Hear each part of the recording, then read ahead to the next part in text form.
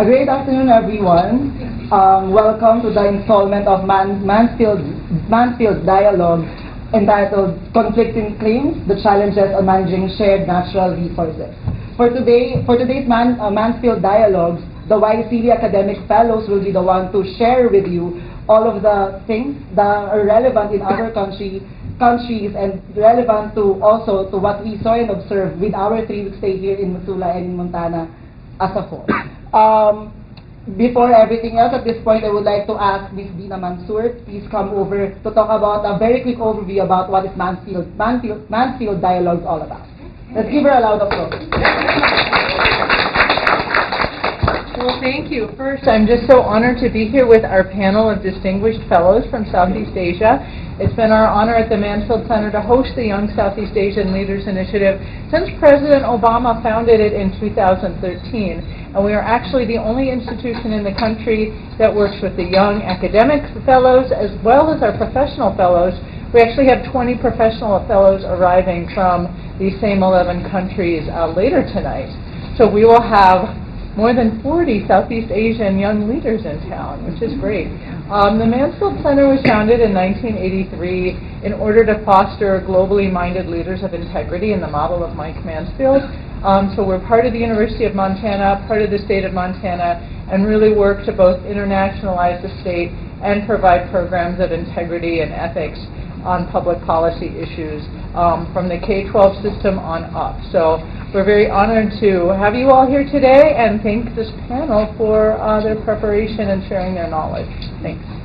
Thank you, Ms. Dina. At this point, I would like to invite our academic coordinator for this cohort for global environmental issues and natural resources management, no other than Dr. Dan Spencer. I'll be very brief so you have a chance to hear mostly from them, but it has been my really great honor to be serving as the academic director for this cohort of the YCV folks here. We are spending 5 weeks together, 4 of them here in Montana. A week from today, we'll be going to New Orleans. Maddie Lehman and I will be going with the cohort to New Orleans for 3 days and then on to Washington, D.C., finish the program there. I want to just give you just a very quick sense about who are in the 21 fellows because they come from 11 nations here. So I'm just going to quickly call out your nations, and I want you just to stand very quickly so people can see you. So from Indonesia, stand up. From Malaysia. From Myanmar. From Thailand. From Brunei, our very first fellow from Brunei. And our very first fellow from Timor-Leste.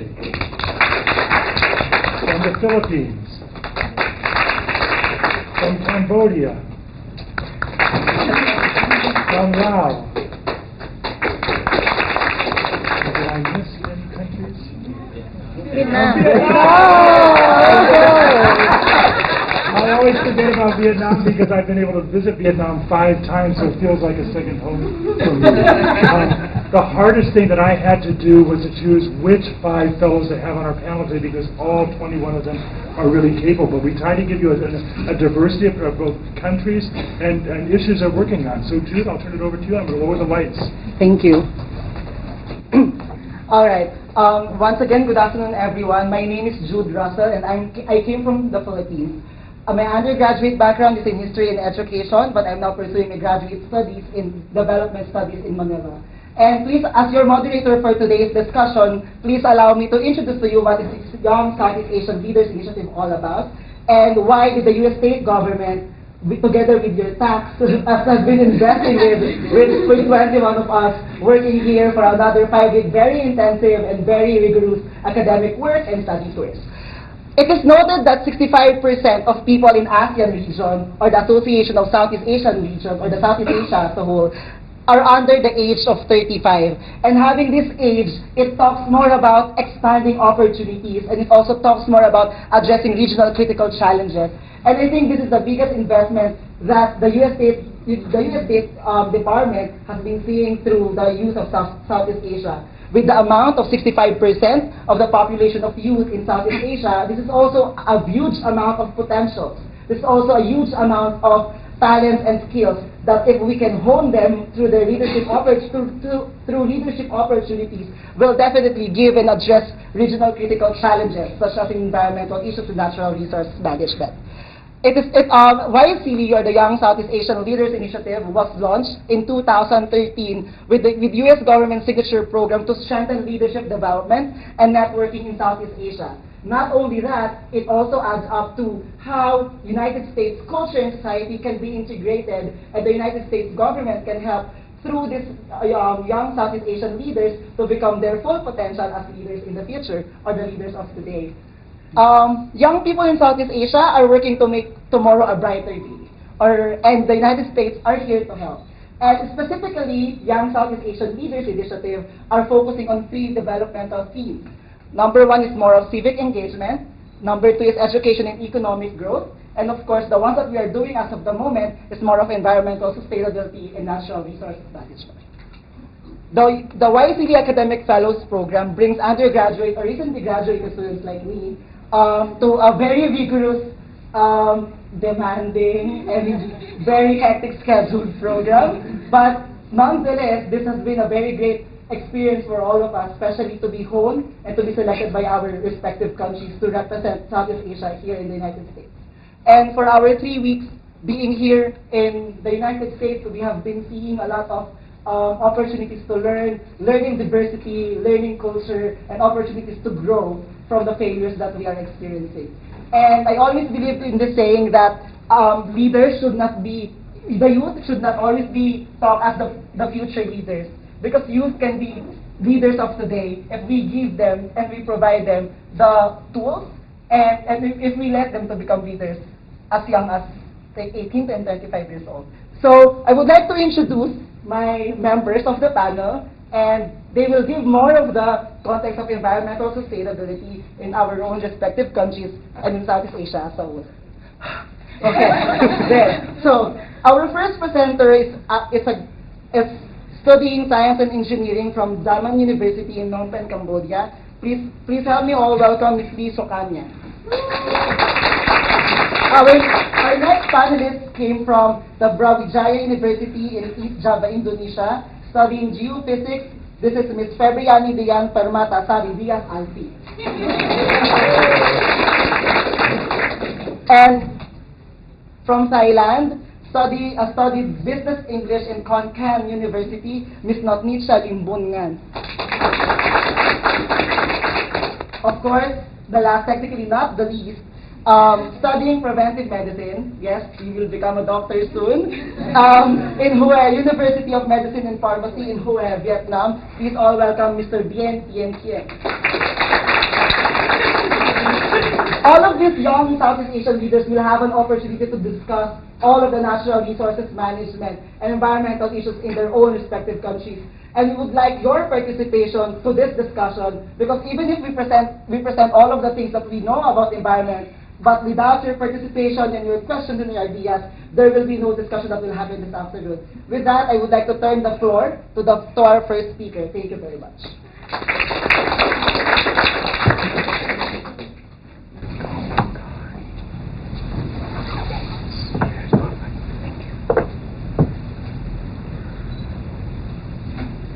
So, good afternoon, everyone. My name is Khai from Cambodia, and my background is civil engineering.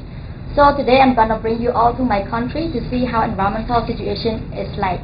So just a brief overview, Cambodia is a fast-growing economic country with about 7% of GDP growth for the last 2 decades. And alongside with economic and population growth, plastic has been seen to be associated in all aspects of our daily life. A simple example to demonstrate this is that when you order noodle soup at the market, it always comes with a plastic bowl and plastic spoon in a plastic bag. And after 5 minutes of use, all those plastic accessories become waste. So the question is that, where does that waste go to? So the plastic make its way to be on the street, on the river, in the air, and some are just lucky enough to be brought and collected to landfill. So when it is used, plastic takes many years to vanish from the earth, or it will never go anywhere. And I find it very personally affecting me, because one day there was a heavy rain in Phnom Penh, capital city of Cambodia, and I was riding my motorbike back from the school to home, and I feel like I was riding in a plastic soup. full of plastic bag, plastic straw, and plastic bottle, and so on. And plastic and so on. And not only me seeing this as a problem, but also the international seeing as a problem. We feature Phnom Penh City as a city of garbage in Southeast Asia globe, which a shame for all Cambodians to be very famous in a negative way. So let's put this into perspective. According to Plastic Free Cambodia organization, the average amount of plastic bags consumed by one Cambodian is 52 per week, equal to 2,700 per year, which is 10 times higher than in America. Yet, not even a single proper plastic recycling plant is found in Cambodia yet. So this is how the project Eco-Plastic came in. So to tackle plastic waste problem, our first solution was to build a recycling machine to transform plastic waste into a functional product. And I spent a year building these two recycling machines, which are shredder and injection molding machine. And back then I was so excited and want to turn it into a social enterprise. But it was failed because there were so many bottlenecks in our supply chain. The first one is that the production rate is very slow. The quality of the product is not good compared to the manufacturing product, and the price of the product is very expensive. So it is a big failure for me. And but we didn't give up. Instead, we were able to turn this failure into treasure by making a first major pivot.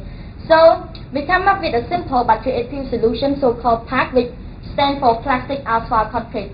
PAC can solve three world challenges at the same time, which are poor quality, plastic waste problem, and also high cost of construction.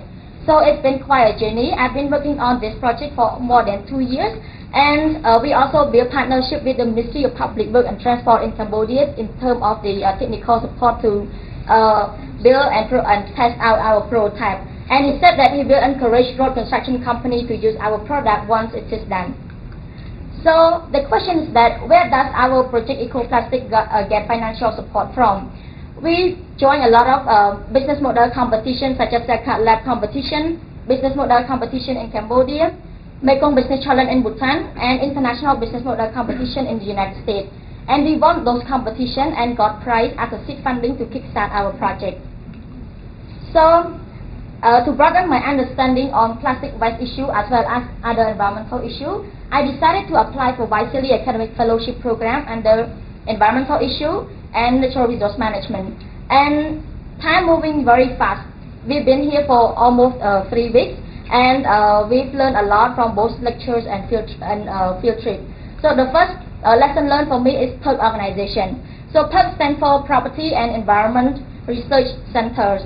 So the long visions of PERC is to encourage environpreneur movement, in which the term environpreneur comes from environment plus entrepreneur. And I've learned to see social problem as an opportunity where we can make change and turn it into a social enterprise. It's a free market solution where everyone can jump in and throw out creative and innovative ideas to help our society. Or we can call this concept as turning liability into asset. And the second lesson learned is Axman Recycling Center. So Axman Recycling is a company where they collect metal, scrap, iron, aluminium, and so on, and recycling it. So the interesting fact about Axman Recycling is that they just collect it, sort it, and ship it to factories in other countries like China, Vietnam, Thailand, and so on. So this is our last week in Montana, and I'm so excited to explore with the rest of the program and with other fellows. And this is the end of my presentation, and if you have any questions, you're welcome to ask. Thank you. Thank you, guys. Maybe we can discuss all the questions later after all the presentation is finished. Let's now welcome our next presenter from Indonesia.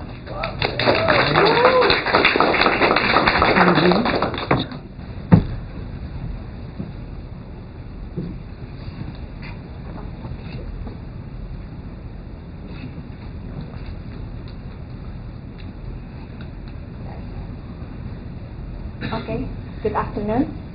Selamat sore. Saya Febriani Desalvi. I'm Febriani Desalvi from Indonesia. And thanks for having me here. Thank you for everyone for coming here. I will talk about land subsidence. This is actually the real issue, the real and very heavy issue in Indonesia. I will tell you a story. This is what happened in Indonesia. we face a lot of news from international and local news. We can say this: Jakarta is sinking so fast it could end up in the water.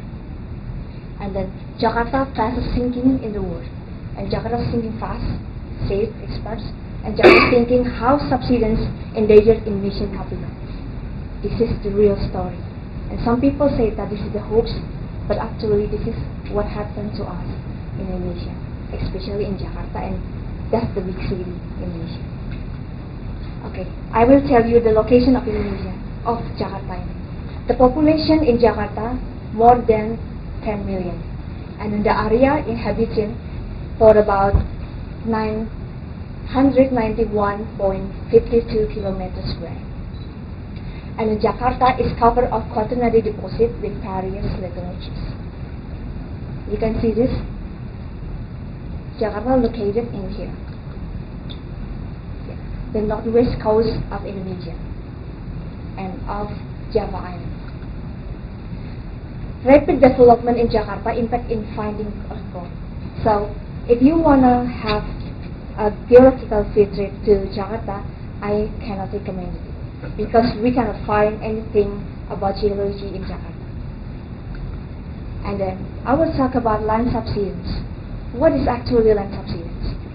Land subsidence, according to waterusgs.gov, a gradual settling or sudden sinking of the Earth's surface owing to subsurface movement of Earth materials.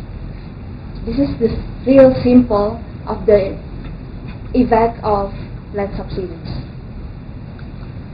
And then the rates of land subsidence in Jakarta, based on Abinin et al. Paper about risk and impact and of land subsidence in Jakarta, he divided into two maps. In the first map from 1974 to 1991, and then 1991 to 2010. Now, we can see that the red color is the high rates of land subsidence in Jakarta, and the low color and the low rates of land subsidence, it means the blue colors. So the typically land subsidence in Jakarta for about 3 to 10 centimeters per year. Okay, this is the causing factors. Actually, there's no one factor that effect in land subsidence, but many causing factors that impacted to land subsidence. We can talk it about property building, coastal area management, water management, policy, and rock character.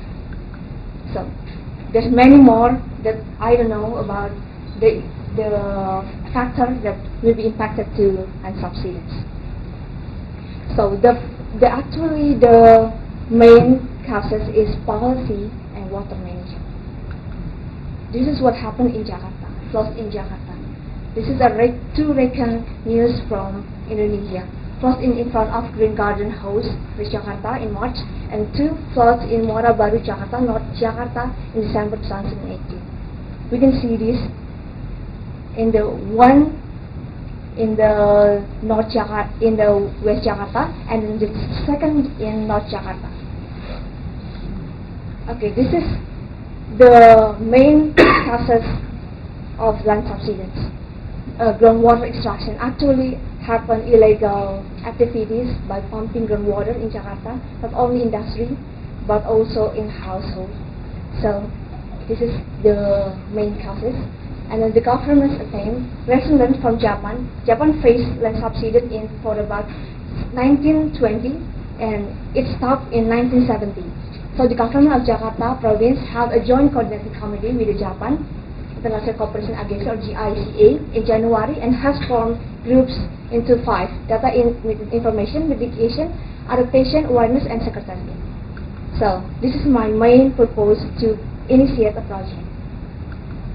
This is my project. I was initiated this in August 2018. We have 2 main focus in campaign and circles of field trip.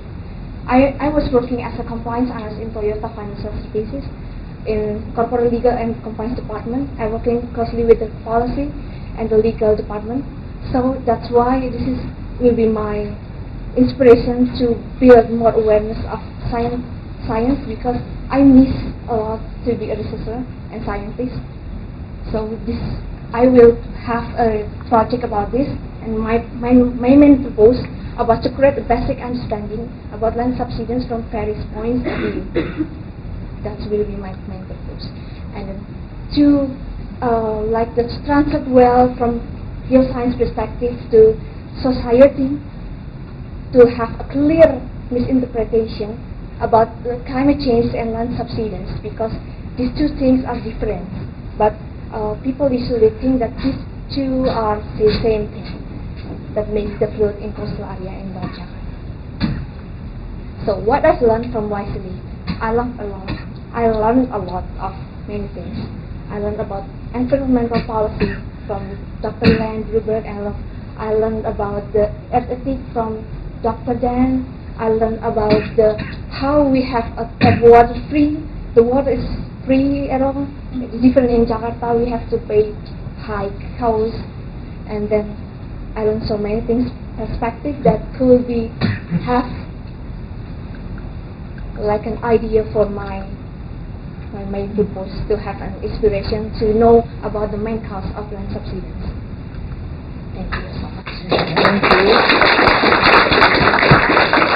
Thank you, Ms. Penny. We shall now move on to our third presenter from Thailand.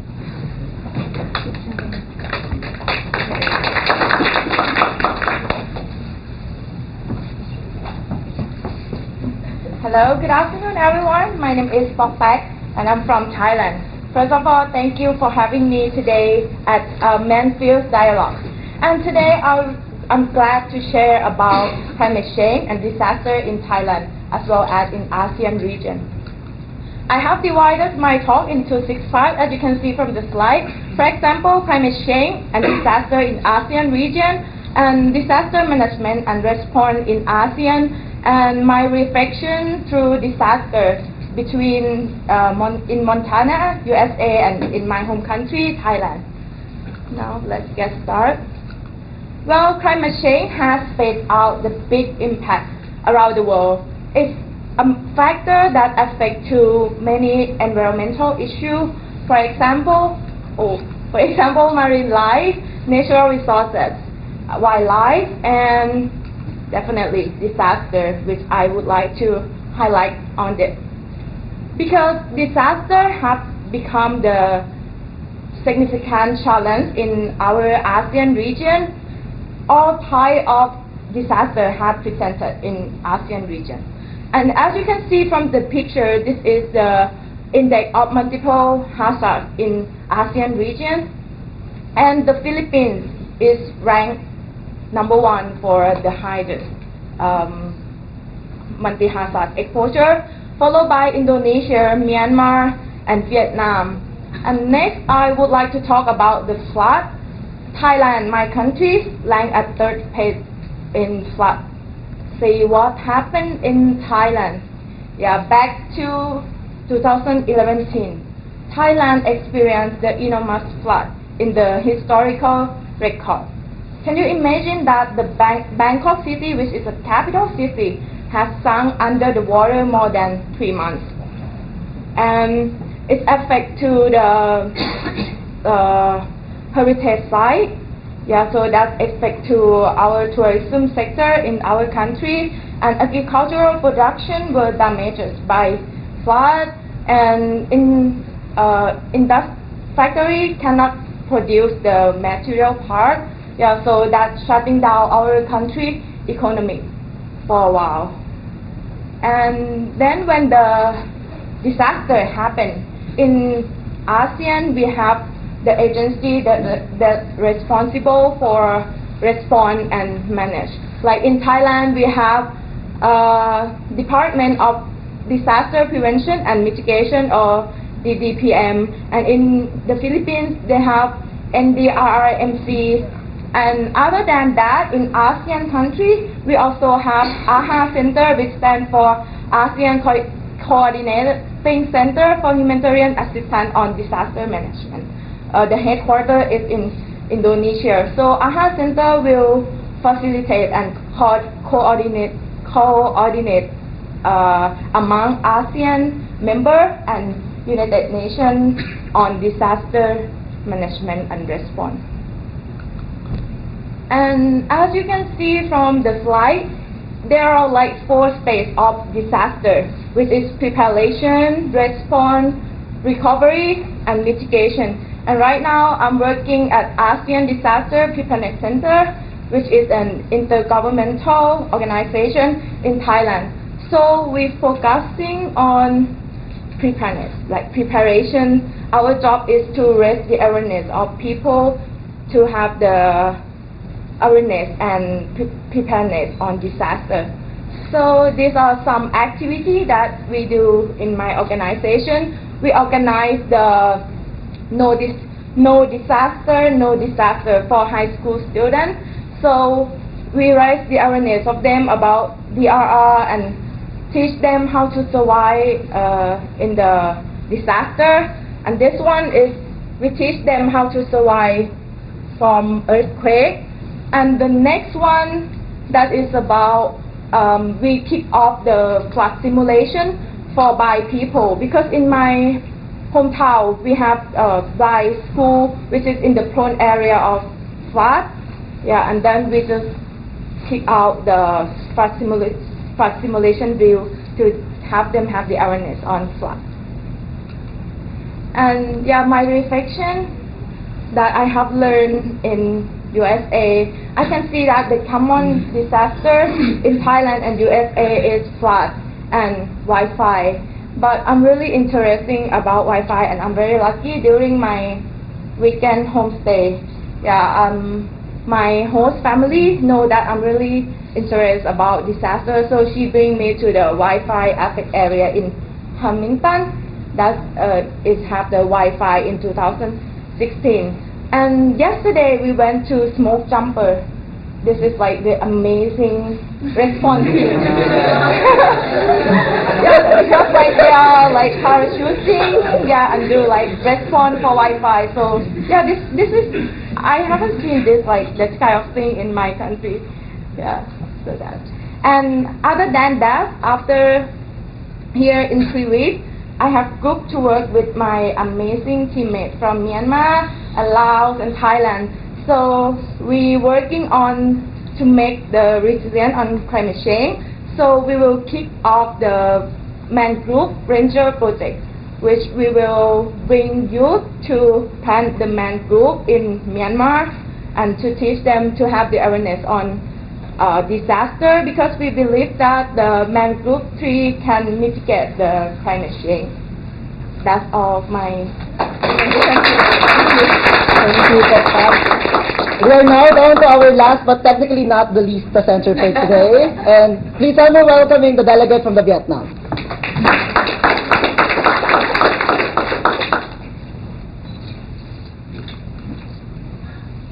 Okay. Good afternoon, everyone. My name is Kim from Vietnam. So Vietnam is one of the richest country in the world about agriculture, and we are the second rice exporter in the world, but we are not confident that we will provide enough food for all of our population in the future. So right now, we got 800 million people around the world suffering from starving and hungry right now. 2 billion people are overweight and obese. I might become one of them. like here. Yeah, I eat so much here. And in 2050, so our population will rise up to 10 billion people, so that we have to increase our production in food by 2 times, 50%. So during my study in Waisili, I have learned a lot from many field trips in Peace Farm. This is where I learned how you grow food, how you educate your young generation.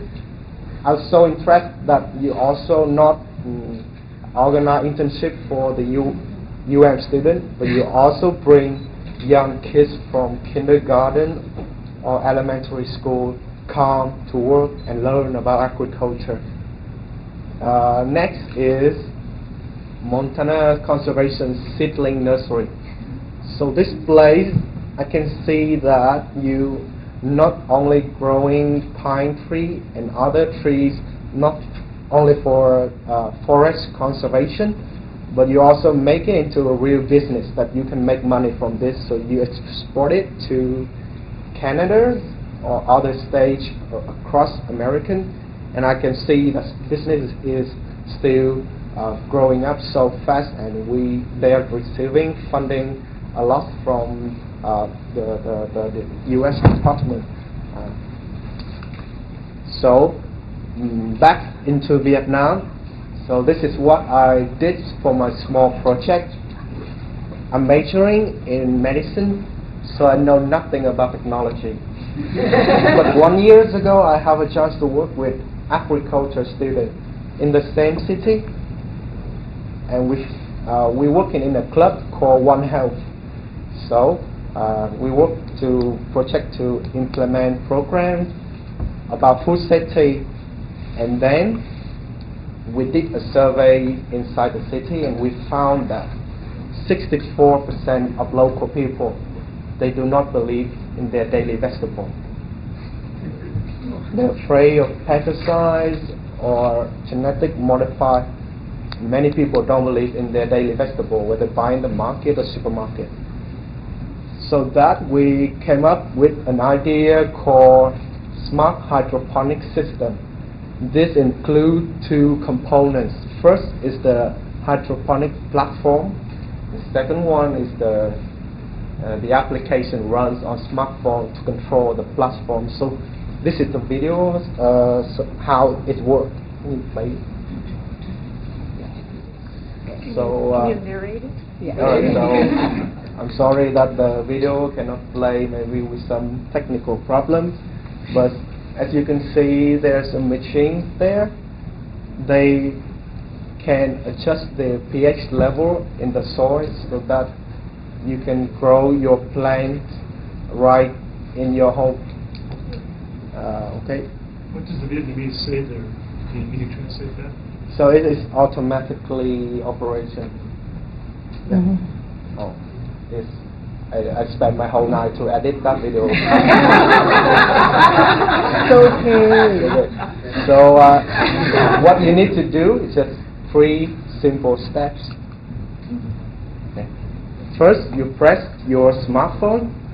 So we got an application to run it, and then you wait for 20 days to collect the vegetable, and on average you will get like 15 kilograms of vegetable. So our platform not only decorate your interior, but it's also add greenery to your home. Yeah, but it's, at the moment, as you can see, it's not very beautiful. And we're trying to make it look better. So we all know that agriculture emits more greenhouse gases than all the combined vehicle. So what should we do as a young generation as well as yeah. So first we should stop cutting down forests. Next is use resources more effectively. And next is change our diets. Reduce waste. So this is, we normally see in food zoo and they post many poster to yeah. And finally, as we young generation and develop as well as developing and developed country, we should grow more farms on what we got, like we try to enhance the technology that we already have. So that is all for my presentation. Thank you so much. I think the 4 panelists this afternoon did a really, really great job. So let's give them a round of applause again. Good job. Thank you for sharing those environmental issues. But to kickstart the question and answer forum at this point, as your moderator, I would pose one question for everyone. Then after my question, I would like also to ask all the spectators present here today to also share their comments or reactions if you have questions in mind. But please make sure to don't forget to introduce yourself, where you're from, and your question. So my first question for all of our panel discussion for today, in your own perspective, why do you think it is very important for us to talk about or to discuss these particular issues? Maybe anyone can start. Yeah, right. For me, I'm focused on climate change, and climate change is effect to disaster. And definitely when disaster happen, so it bring a lot of loss in terms of life, economy, property. Yeah, and this issue bring the social development down. It's like bring back the development. So because we have to recover it by using money instead of using money to do other things like the new technology, but we have to spend this money to recover from disaster. So that's why it's important that we should have the awareness and preparedness for this kind of disaster. And for me, in Jakarta, because there's a misinterpretation between climate change and land subsidence, so I want to translate from geophysics or geoscience perspective to society with the simple approach to them, so they really understand about the land subsidence actually, because they just know about the plots, not about the land subsidence. So geoscientists will be not end up in the building to make a paper or just poster, but they can transfer well their knowledge to the society. It's like that. For me, in my country, plastic waste is one of the hottest issue, and people keep consuming more plastic because it's cheap, it's affordable, and accessible everywhere. So when we consume more plastic, and plastic waste become more and more, and the question is that where does that waste go to? And not even a proper plastic recycling plant is found in Cambodia yet. So this is a problem. And if we look from the government side, during the last 5 years, there's no an effective policy to tackle plastic waste issue yet. But just recently, they implemented two policies. The first one is to charge on the extra bag at the supermarket, and the second one is to reduce the thickness of the plastic bag. But I think from my perspective, I think that two policy has not been really effective yet. We need to talk more. Let young people let's talk more about plastic waste issue and find more solution, because it's not just a Cambodian problem, it's a global problem that we all need to think about. Yeah, for me in Vietnam, a few years ago, more than 70% of our population are farmers. But the farmland is shrinking and the demanding for food is rising, and we just keep using more and more pesticides as well as chemical use, so that we want to do something that can provide the organic products to everyone. Thank you. And I think these different perspectives are very important for us to better contextualize these different environmental issues. Environmental issues in Thailand or in Indonesia, in the Philippines, in Vietnam or in Cambodia might be different with one another, but we are experiencing the same problem. And I think it's also very important to have this particular perspective in context. Thank you so much for sharing that. We are now opening the floor to any questions. We have 10 more minutes to answer and to entertain the questions from the spectators. So if you wish to have to say something, or you have questions, you can please say your name, where you're from, and to which among all of our panelists would you like to have your questions be addressed. Yes, ma'am. My name is Linda Greiner. Hi, miss. I work here on campus. I live here in Missoula, Montana. My question is about the plastic problem. Yes. And when you went to Axman, and you said they bundle up all the recyclables and they send them to another country. What happens to them there? So what I've learned there is that they don't have their own recycling factory to turn that waste into a usable product, but they just sort it, collect it, and ship it to other factory. And maybe in another country they have a policy to import waste from other country, and then they have their own recycling plan in the country to do it. Yeah. Thank you. Can Yes. I add on to that? I'm from Malaysia. I'm a PhD student in the wildlife biology program. A lot of plastic waste from developed countries like the US, the UK, and Australia are being exported in the past mainly to China. In 2018, China had a policy to end imports of plastic waste. And then, so where does all this go to? All of it had to go somewhere, so it ended up in Southeast Asia, mainly Malaysia, Vietnam, and some parts of India as well. So middle of last year, Malaysia had a policy to not accept plastic waste anymore because there's just no capacity to deal with that. And all of the plastic waste accepted, only 9% are recyclable. And a lot of it end up either just in landfills or burned illegally. And that release a lot of chemicals into the air and people get sick and the problem goes on and on. But even so, with that ban happening, on a daily basis, we're still receiving plastic waste smuggled into Malaysia, even till this day. Yeah, so I don't know what's the solution to that. It's just something that I thought I'd share with everyone. But just want to clarify, when recycling, they do not collect plastic, they just collect scrap metal. Yeah. Thank you. Any more questions from the spectators, please? Yes, ma'am. I'm sorry. I have other questions. I wanted to ask you about, not ask you, your problem with climate change versus subsystems. Versus, in the United States, it's climate change and weather. That's the problem here. They combine the two. How are you able to associate those two things? Associate to the people. Yeah. Like that. Speak up, Benny. Oh yeah. How to translate it to people? We make like a short course and a field trip.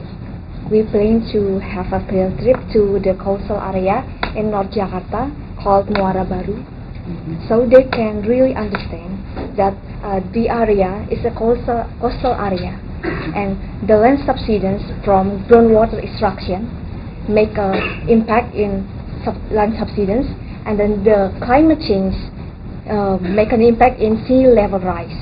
So they have a connection like that. I want to translate it so they don't think about the climate change as the real causes of that land subsidence.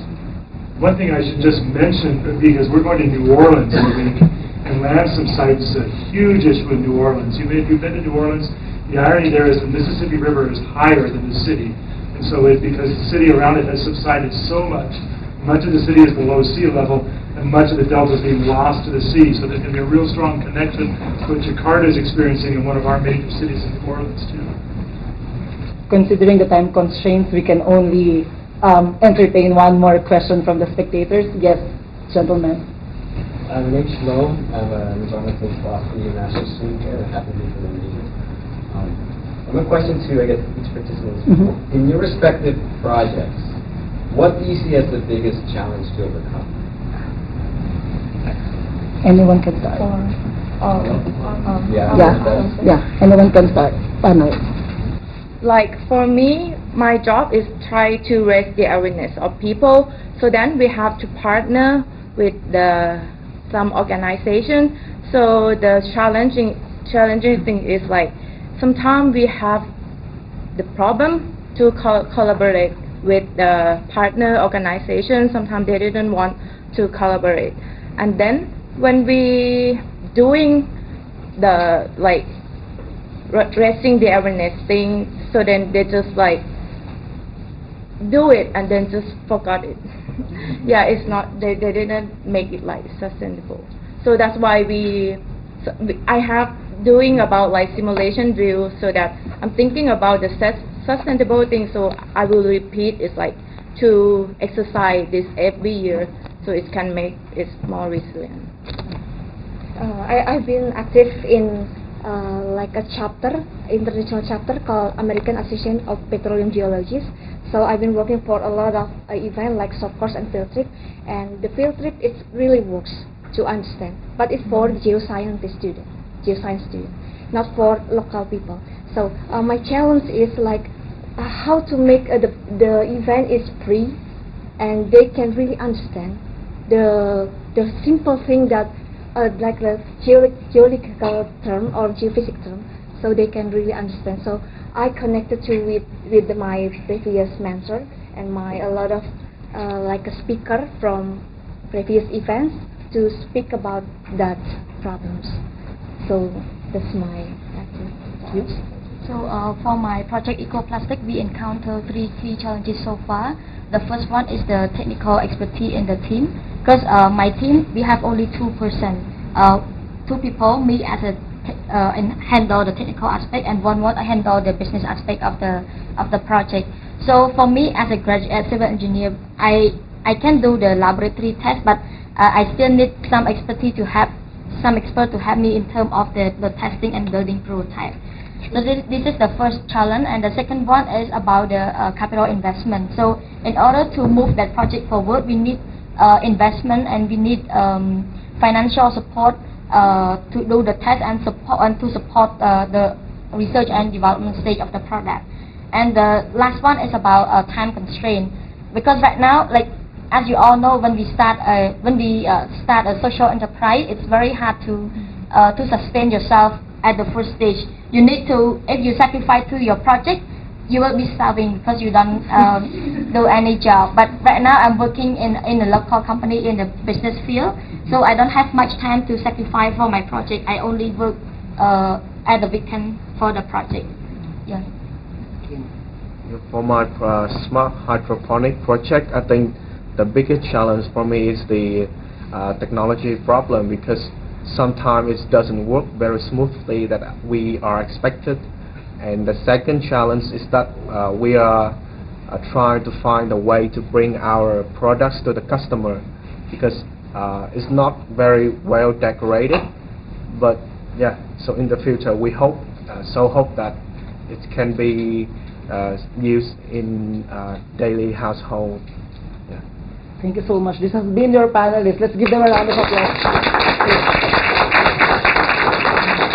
At this installment of the Mansfield Dialogues, I hope everyone have had a great time listening to the Young Southeast Asian Leaders Initiative fellow panelists, and we would love to see you in the future Mansfield Dialogues. And I think it has been a very good opportunity for each and every one of us to showcase not only Southeast Asia, but to talk about also the ways on how can we help our environment as a global citizen, and not just as Americans or not just as Southeast Asians, but as global citizens. With that, thank you so much and have a wonderful day, everyone.